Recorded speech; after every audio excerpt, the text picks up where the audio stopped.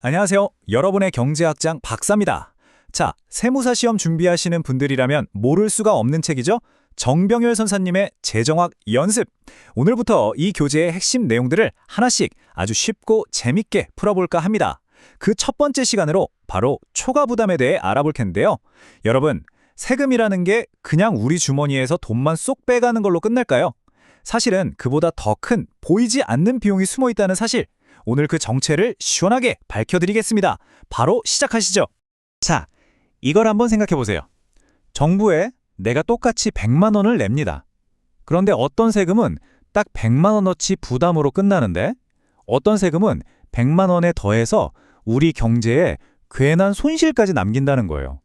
아니, 같은 돈을 내는데 왜 이런 차이가 나는 걸까요? 오늘 강의를 다 듣고 나면 이 미스터리가 풀리실 겁니다.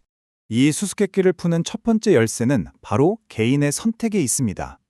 우리가 뭘 얼마나 살지 합리적으로 결정하는 이 행동을 세금이 어떻게 건드리고 또 어떻게 망가뜨리는지 지금부터 그래프를 보면서 한번 명쾌하게 파헤쳐 보겠습니다. 자, 여기 그래프 한번 보실까요? 세금이 하나도 없는 아주 이상적인 세상입니다. 여기 보이는 이 파란 선 AB가 바로 우리가 쓸 수 있는 돈의 한계, 예산선이고요. 그리고 이 둥그런 곡선들은 우리의 만족도, 즉 무차별 곡선이죠. 우리는 당연히 주어진 돈 안에서 가장 큰 만족을 주는 점, 바로 이 이제로 지점을 선택하겠죠. 이게 가장 합리적인 소비입니다. 네, 바로 그거예요. 오, 아주 날카로운 지적인데요. 맞습니다. 지금 X제에만 물품세가 딱 붙어버리니까 Y제에 비해서 X제가 상대적으로 더 비싸진 거죠. 그러니까 예산선이 원래 AB에서 AF로 이렇게 안쪽으로 획 기울어지게 되는 겁니다. 같은 돈으로 살 수 있는 X제의 양이 확 줄어들었다. 바로 그 뜻이에요. 정확합니다. 예산선이 저렇게 안으로 쪼그라들었으니 어쩔 수 없이 우리는 더 낮은 수준의 만족을 주는 이 IF라는 무차별 곡선 위에 F점에서 소비할 수밖에 없게 된 거죠. 이 제로점이랑 F점을 한번 비교해 보세요. 만족도의 수준이 확 떨어진 게 눈에 보이시죠? 이게 바로 세금이 가져온 첫 번째 문제, 우리의 행복감이 줄어들었다는 겁니다. 아주 좋은 질문이에요. 그럼 이런 생각을 해볼 수 있겠죠? 아니, 이렇게 우리의 합리적인 선택을 방해해서 기분 나쁘게 만들지 않으면서 정부가 필요한 만큼의 세금을 똑같이 걷어갈 수는 없는 걸까? 다행히도 경제학 교과서에는 아주 이상적인 해답이 하나 있습니다. 바로 정액세라는 개념입니다. 아주 간단해요. 당신이 돈을 얼마를 벌던 뭘 사던 전혀 상관없이 그냥 모든 사람한테 1년에 100만 원씩 내세요 하고 고정된 금액을 부과하는 거예요. 내가 X제를 더 산다고 세금이 늘어나는 것도 아니고 Y제를 덜 산다고 줄어드는 것도 아니죠. 그러니까 굳이 세금 때문에 내 소비 패턴을 바꿀 이유가 전혀 없는 겁니다. 이론적으로는 가장 완벽하고 효율적인 세금이라고 불리죠. 자, 이제 모든 퍼즐이 맞춰집니다. 오늘 강의의 하이라이트예요. 정부가 아까 물품세로 걷었던 세금과 똑같은 액수를 이번에는 정액세로 걷는다고 상상해 봅시다. 정액세는 상대 가격을 바꾸지 않으니까 예산선의 기울기는 그대로고 소득만 줄어든 효과가 나서 JK처럼 평행하게 이동합니다. 자, 보세요. 이 새로운 예산선 위에서 우리는 G점을 선택하게 되죠? 아까 F점이랑 G점을 비교해 보세요. G점이 훨씬 더 바깥쪽 무차별 곡선 위에 있죠? 이게 무슨 뜻일까요? 맞습니다. 똑같은 액수의 세금을 냈는데도 정액세를 낼 때가 훨씬 더 행복하다는 겁니다. 아, 알겠습니다. 유레카!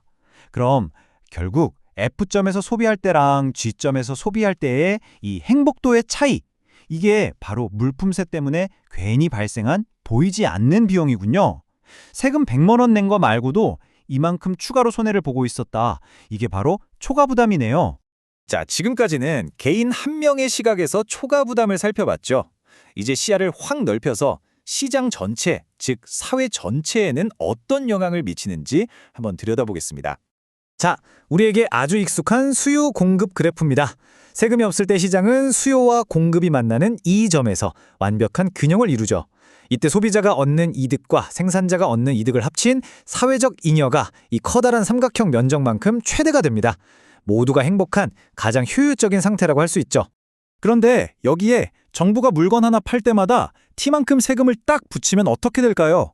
생산자 입장에서는 비용이 늘었으니 공급 곡선이 S에서 S 플러스 T로 수직으로 점프합니다.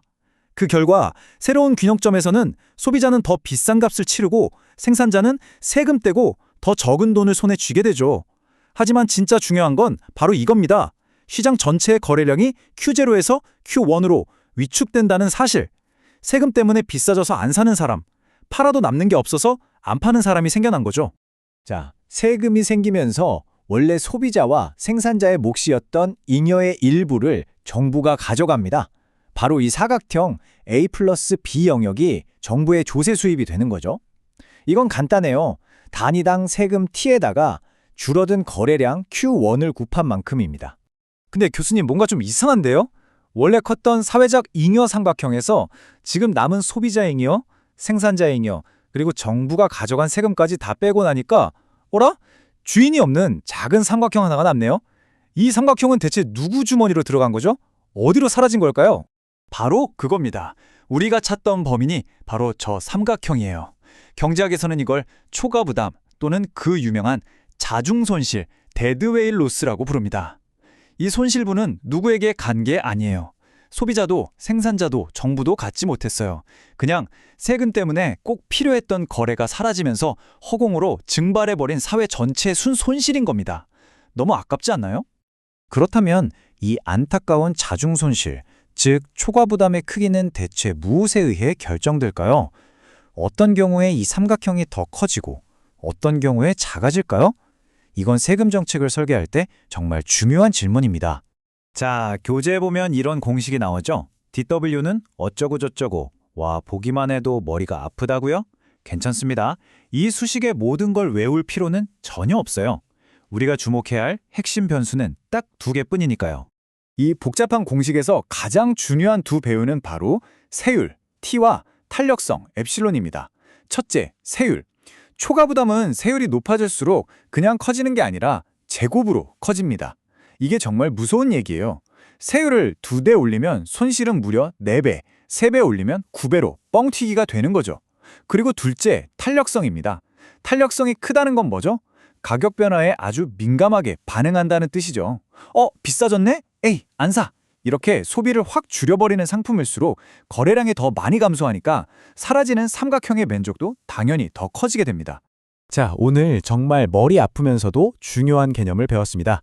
마지막으로 오늘 배운 내용의 핵심만 딱딱 짚어서 정리해드리고 여러분의 생각을 한 단계 더 앞으로 나아가게 할 질문 하나를 던져보겠습니다. 오늘 강의의 핵심 딱 3문장으로 요약합니다. 첫째, 세금은 액면가 이상의 보이지 않는 비용, 즉 초과부담을 발생시킨다. 둘째, 이 비용은 세금이 상품 간의 상대 가격을 바꿔서 우리의 합리적 선택을 왜곡하기 때문에 생긴다. 셋째, 이 손실의 크기는 세율의 제곱에 비례하고 상품의 탄력성이 클수록 기하급수적으로 커진다. 이 세 가지는 오늘 꼭 머릿속에 담아가세요. 자, 그럼 마지막으로 여러분께 생각할 거리를 하나 던져드릴게요. 오늘 배운 내용을 바탕으로 만약 당신이 정책 결정자인데 오직 효율성, 즉 사회적 손실을 최소화하는 법만 생각한다면 어떤 물건의 세금을 더 많이 매겨야 할까요?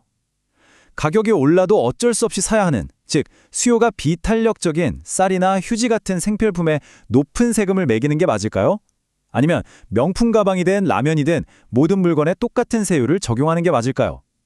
이 효율성과 공평성 사이의 어려운 문제, 바로 다음 시간 주제인 최적 과세론에서 함께 고민해 보겠습니다. 오늘 정말 수고 많으셨습니다.